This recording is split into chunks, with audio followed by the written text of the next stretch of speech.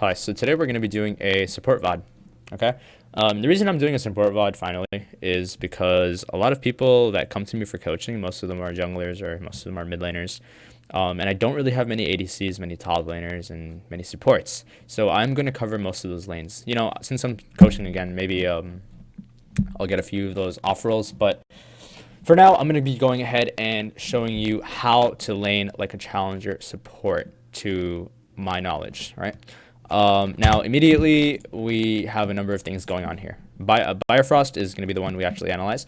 And as you can see, wards are placed down. And the reason this is placed is because actually the wards are placed in both rivers. And I mean, I talk about this all the time. You see this in almost every single high elo game. And the reason for this is because of the scuttle changes where what ends up happening is now these wards actually give you intel on when the enemy jungler takes scuttle and then his next potential routes, right? So these wards are actually very, very important for your jungler and, well, for everyone for that matter. And they're very undermined. So if you are a support player, you definitely make sure you want to be warding the river here at level 1. And immediately when this happens, actually, I have something even more important to talk about before we even get into the VOD. If you're a support player who only plays support, I highly recommend you play mid and you play top lane. And the reason you want to play these lanes is because your lane mechanics will decipher you from a low elo support and a high elo support, right? Many supports that play just support, they have terrible lane mechanics, and I don't know how they climb. Like, you could get a random mid lane main, right? And you could be like, all right, well, I'm going to transition to support. Well, the mid lane main could spend a week playing support and he would be better than the support only player. The reason for that is because the mid actually understands lane a lot more, right? So if you are a support player, highly recommend you go into on a Smurf or on another account or whatever, and then you play a lane, right? And you work on your mechanics, because mechanics are everything. Now, a number of things are actually happening here where we see that it seems like bot lane is leashing because they haven't ended up showing yet, unless you're cheating. But they probably aren't going to cheese because we see Diana in top lane, so we can assume that they are leashing. And Biofrost is just kind of scouting for them. And then he's waiting for a potential, just an auto attack if possible. And the reason he can do this is because they can't actually reciprocate because it is Braum. And immediately here, if you see Kai'Sa's movements, she's playing relatively how you want to be playing as an ADC. And immediately when this happens, the reason why Kai'Sa actually goes ahead and drops this ward, and I guess I'm even coaching the ADC at this point, is because we know that Kha'Zix started on this side, and he doesn't show like this. Well, he could actually go ahead and show like, he can go something like this. And then if bot lane is looking like the way it is, then he can easily look at the bot, like he can easily level 2 bot lane. And that's why this ward, once again, is very, very important, right? The one right here. So immediately here, the goal would be just to shove the wave into them and then have the wave kind of just like come back into them and then play in a very advantageous spot, which would be around this area, because we know that if we play the lane here for too long, Braum actually has ample opportunity to go ahead and slow us and then potentially win an extended trade down the lane, right? So this happens, and now this is actually a mistake from Biofrost, and the reason this is a mistake from Biofrost is you never want to go in unless there's actually incentive for Jhin to actually hit the minion. So you notice how he walks up and gets hit by the Braum Q, but I mean, he should have done this a lot sooner.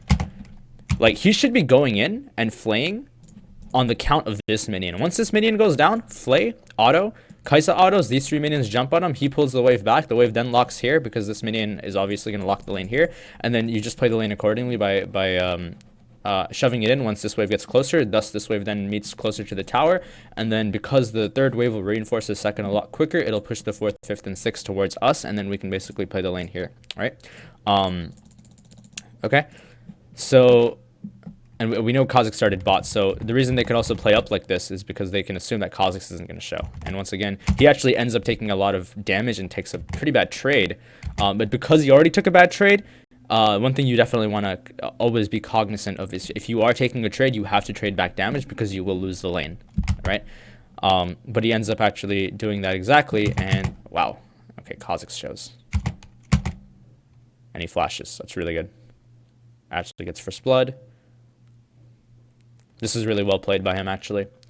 And now what ends up happening is because now, like, I don't think he tabs, so I can't actually see. Oh, he does tab. I mean, whatever his clear outs were, we see Graves immediately in his jungle and just looking to, abuse Kha'Zix's gank as much as possible. Right, and immediately here, we want the wave to bounce back. Kai'Sa autoing is actually a misplay, and this is exactly why it's a misplay. She's just kind of inting at this point, and it's a pretty bad trade. Loses flash, right? She should never be up there. The wave is already coming into her. There's no point in actually autoing the minions like that. Okay, let's keep going.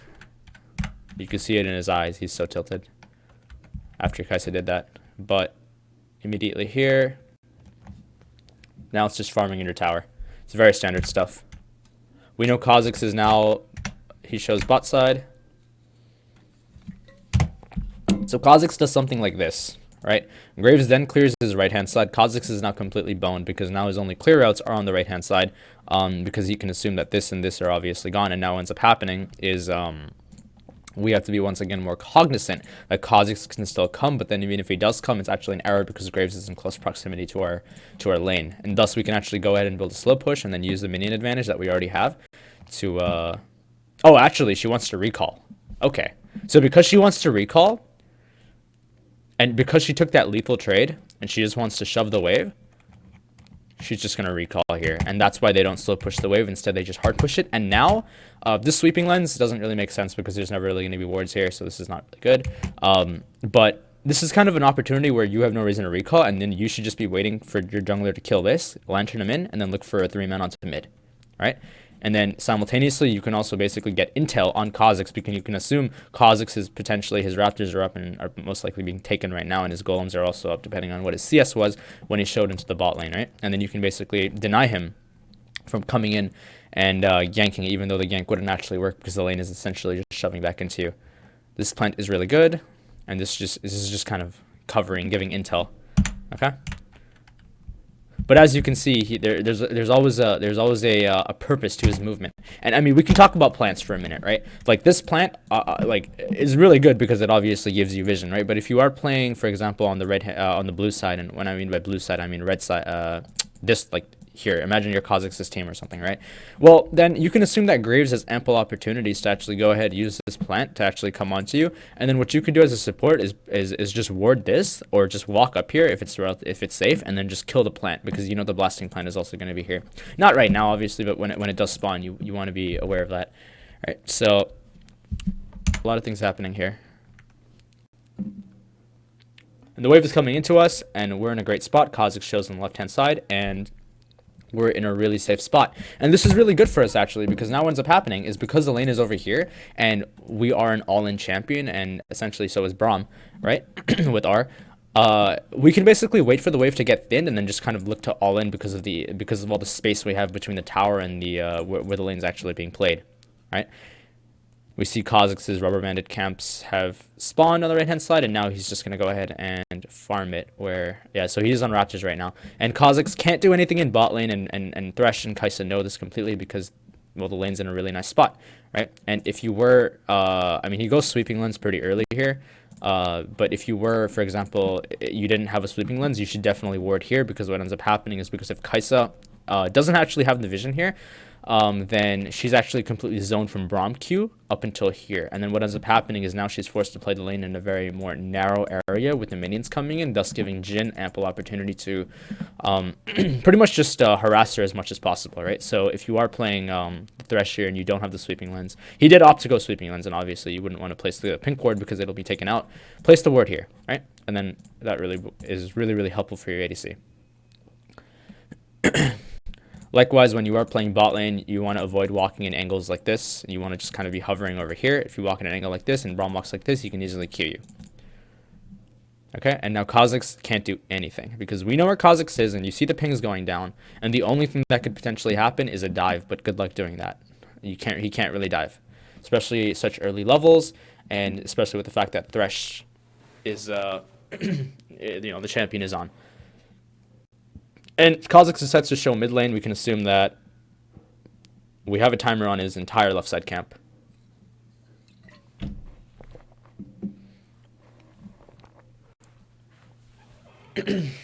And here, you're just last hitting.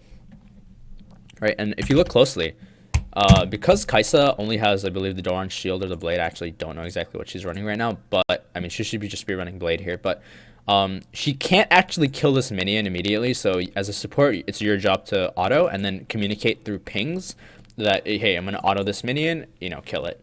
So this is kind of what's going on here. One issue I really have with a lot of players, especially in NA, is that they get really tilted when people ping them, which to me doesn't make sense. When you get pinged, it's not like you're making a misplay, it's a communication factor at the end of the day. Right?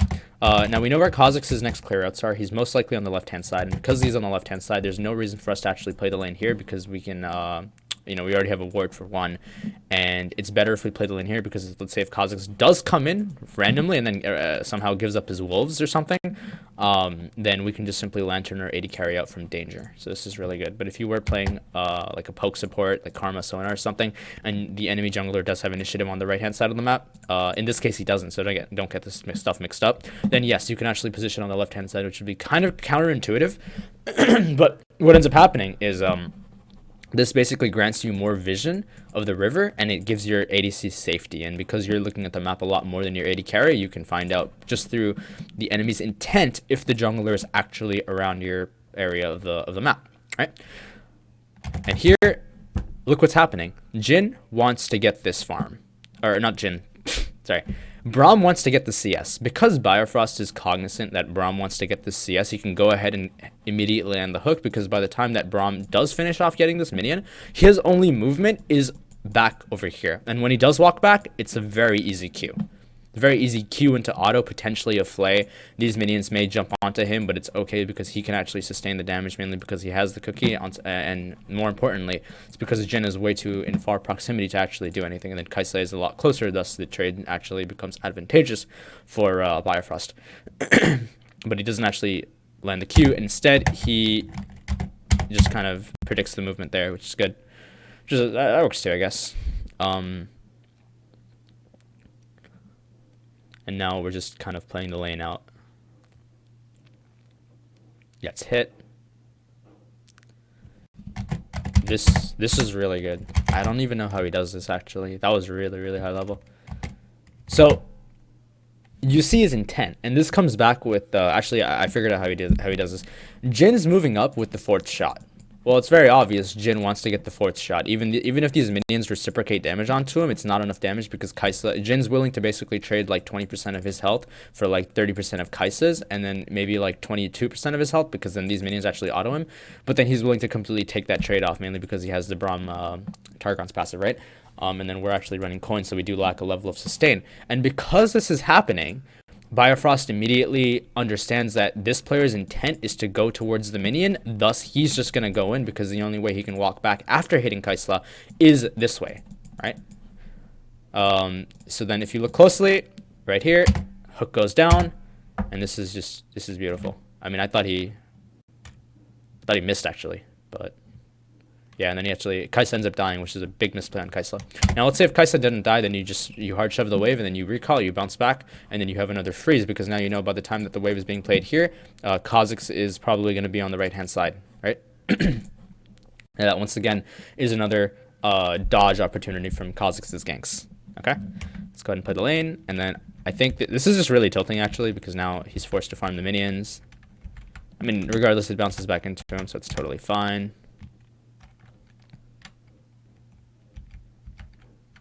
Okay, and then the lane is just being played out once again at a really advantageous spot, right? Even if Kha'Zix is here, which I guess he won't be because now his blue's up. But, you know, the lane once again is being played as at a really advantageous spot. When you are playing a champion like Thresh, like Braum, these champions that rely on you to actually all in and immediately you know, get the trade-offs, then you always have to be very cognizant of how the lane is going to be played in the next few seconds. Now here, if you can tell, the Kai'Sa is not ever going to auto these minions because the idea is to just slow push the lane into them.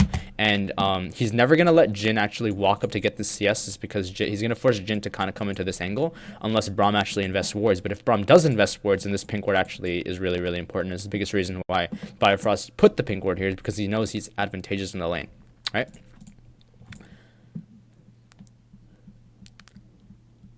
And then he goes ahead and gets 6, and now we do have support advantage for a very, very short moment in the game.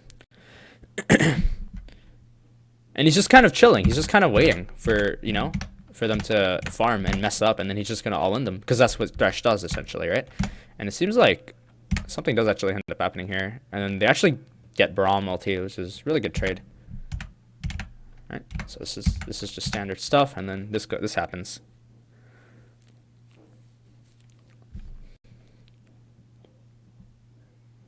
Oh, Talon didn't know what he was doing. That's fine. Took a lot more damage than he should have there. And here they're opting to stay. And the reason they want to stay here. Yeah, I guess they can push the wave in. Now the reason they can push the wave in is because by the time that, like, right now bot lane I believe is like right here, right? So by the time that they come back to lane and then like they're over here farming, Kaisa and Thresh are pretty much over here, right? And then what ends up happening is as they push the lane and the lane comes back into them, they actually meet in a relatively good spot, because now once again the lane's in a really advantageous spot. And if you look closely, over and over again, the recalls are very, very methodical. Right, we're recalling at times when we come back, the lane is pushing into us, so then we don't have to worry about jungle ganking and constantly overextending. Right, he says calm. I don't know what that means. Oh, probably because she's a little bit too hyper.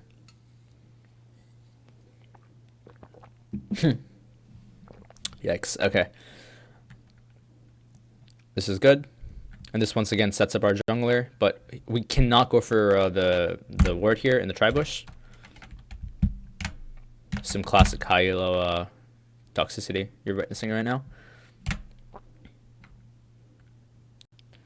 And here once again, it's just step one over again, where we're just slow pushing the lane, right? It's just literally step one over again. We're just slow pushing the lane, right? Now.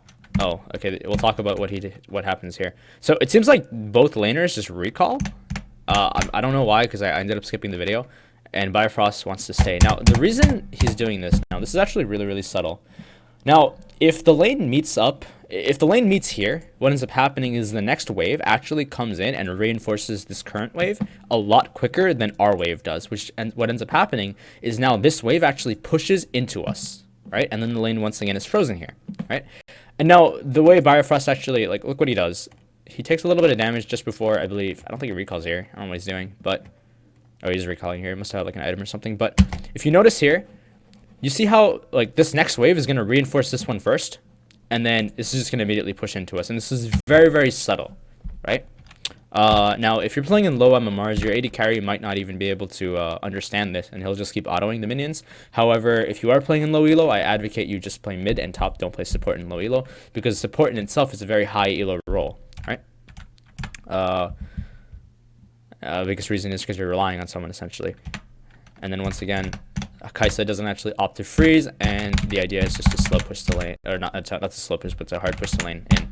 And honestly, I'm just going to cover the early stages of the lane. We're level 8 now, and the idea is just to make sure that, hey, mid-game for support is essentially just, hey, bot lane falls, lane swap, depending on what objective is up, right? Either mid or bot. If important objective is up in mid, go mid. If important objective is up, like Nasher or Rift Herald, then go top. And then what you do is, as your ADC is farming, as the waves are pushing, you're just in charge of, placing wards, which everyone should know. Okay, and that's about it. That's all I'm going to cover for now, and hopefully I'll have a lot more support clients that come to me, and maybe we can talk a little more about the role. But that's about it for now, all right? Hope you enjoyed the video, and I'll see you next time.